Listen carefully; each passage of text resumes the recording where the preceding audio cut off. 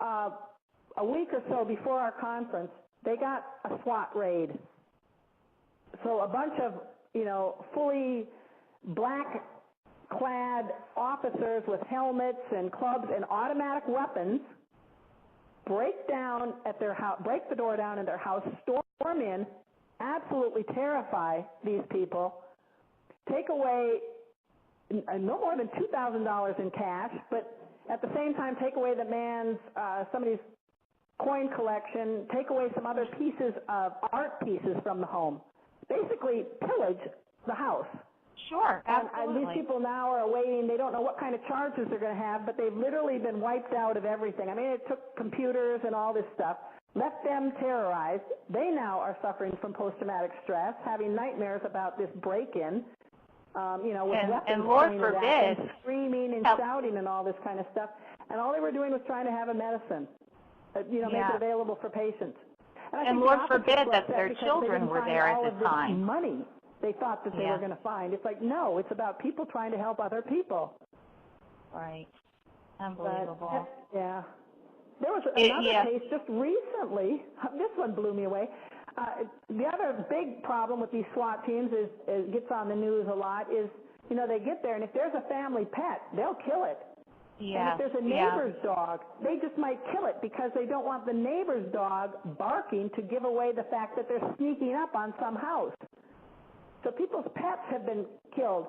In this one recent event that just happened, the people somehow managed to I'll tie my dog out. The dog was tied up, but with all the trauma going on, somehow the dog escaped, and I believe it was running away. They shot and killed it, and they were going after puppies.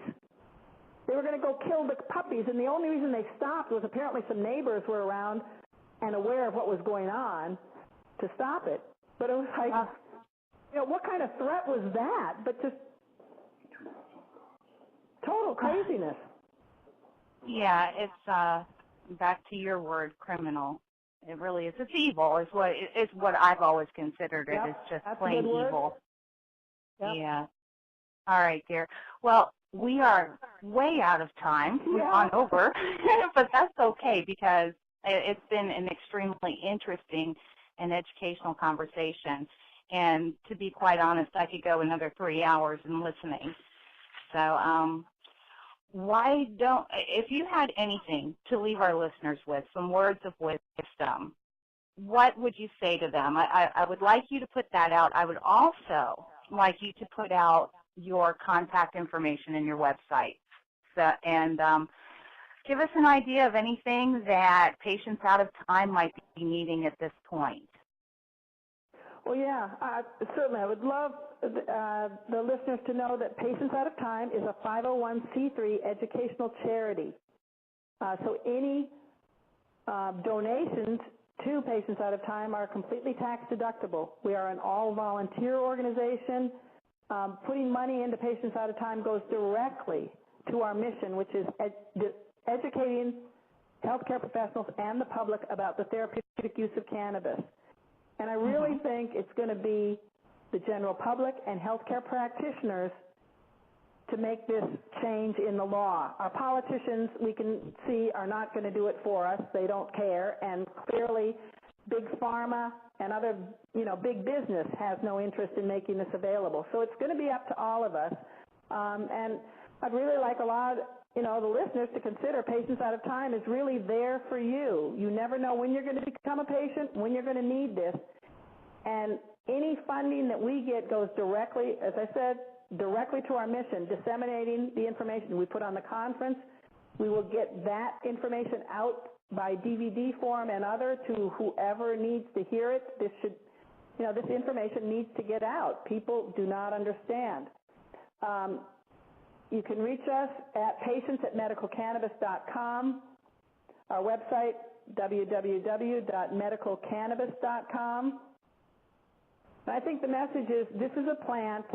It's I don't know of any plant that is more versatile and beneficial to mankind and the planet than cannabis.